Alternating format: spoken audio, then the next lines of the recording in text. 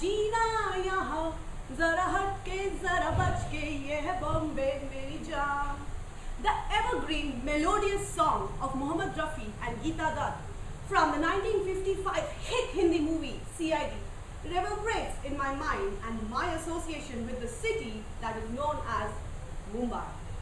It's true that the Mumbaikars sing their own laurels of citadel and pat themselves on their back to remind them that they have the attitude to say no, never say no, that they call as the spirit of Mumbai. The Mumbai is a city where we can find certain things which are completely opposite to what I just said right now, but also a fact. The Mumbaikars we've seen Mumbaikars at catastrophic situations, fighting across situations which are nature-induced or man-made, and overcoming them by revealing their true sense of serenity. Be it the flood fury of 2005 or the train blast of 2006, the city turned into a benevolent megapolis. Trust me, I had this wonderful chance of living in this city for nearly 5 years in the past decade and had first-hand experiences on such episodes which has left indelible impressions on my mind. Good evening, fellow Toastmasters and distinguished guests. It was a drowsy morning typical on a wet season. Low-hanging clouds, pretending mild rains, the hustle-bustle in the street, the crowded trains in the platforms. It was a customary weekday in Mumbai. We could see the Mumbaikars traveling on this fury-filled roads to their workplaces. I was too lazy on that day and had planned to stay indoors because the rains had given me enough excuses to stay indoor, catch up a Bollywood movie on my desktop, munch on the spicy snacks that my grandmother had promised to give me. I was all set to execute this plan after a light breakfast, when suddenly my phone buzzed. It was my friend Pankita from college. I was hoping to call her over so that she could enjoy the movie with me, but she had some different plans for me.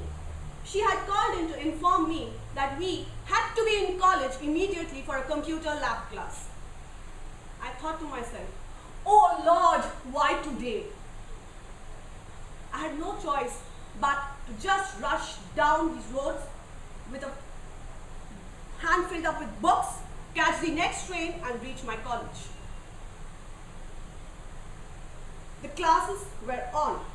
It was 3:30 when my class got over. And pondering to myself, I thought I had enough for the day to dig into. I moved on, and along with my friends, as I stepped out of the college, with a big bang, the electricity went off, as if it was waiting for the classes to get over. As we stepped out of the college premises, the sight that we saw was unbelievable. The entire street looked like an extension of the Arabian Sea. It was pouring cats and dogs, or rather, should I use an alien metaphor over here, tigers and lions? It has been surely raining tremendously for the past few hours and the streets were flooded. As we stepped onto the street, I could feel the water up to my waist level. We thought of moving for a safety zone to the nearest railway station and we trotted along. As we moved towards the station, my friend Pankita, who I know was the paranoid one amongst us, shouted from behind, "I'm sure the train is not going to sweep through the quagmire." Ignoring her negativity, we tried to move forward to the station. There was panic all around. We could see people looking for shelter. The trains were stranded alongside the platform as if they were floating on the rails.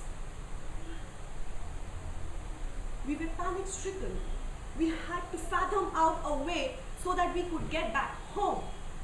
But still, we could not find a way. On the streets, there was a stream of water flowing with no modes of communication. And we had the only option but to trudge along.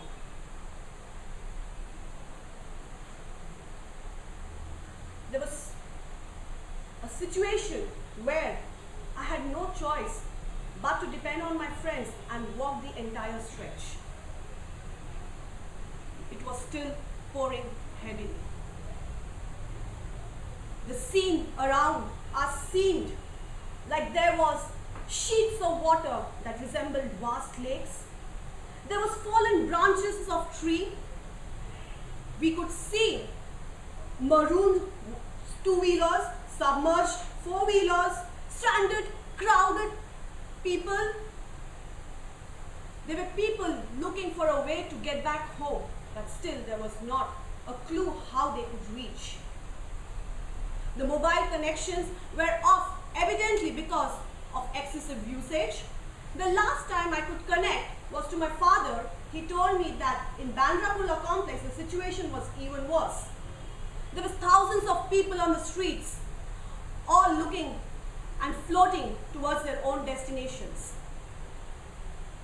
I was there, a fear within me crept, and we thought it's better that we took asylum in our college. As we stepped onto the street, thinking what to do, we found a stranger coming along pushing an open utility vehicle, which is usually used to ferry the vegetables. He looked at us and stared. I was surprised. He asked us, "Kidhar jana hai? Where do you want to go?" With apprehension in our face, I replied, "Prabha Devi." He said, "Baith jao, sit down." We hopped onto the vehicle like little children and he took us along for a journey ride where we could be safely destined. The usual 20-minute ride of 5 kilometers took us 2 hours to reach our destination. The Good Samaritan dropped us on a way from where we could reach our own destinations in a very safer way. There have been situations in life where we get stuck and we don't know what to do. And we see that in this materialistic world, people tend to look into their own self-needs rather than helping others. But over here, the good person taught us that a 30-second interaction can change your life. And that's a true Mumbaikar who can actually do it with love, kind and affection. So, "ऐ दिल है मुश्किल है जीना यहाँ, हाथ बढ़ाकर साथ जी कर, ये है मुंबई मेरी जान." Back to him.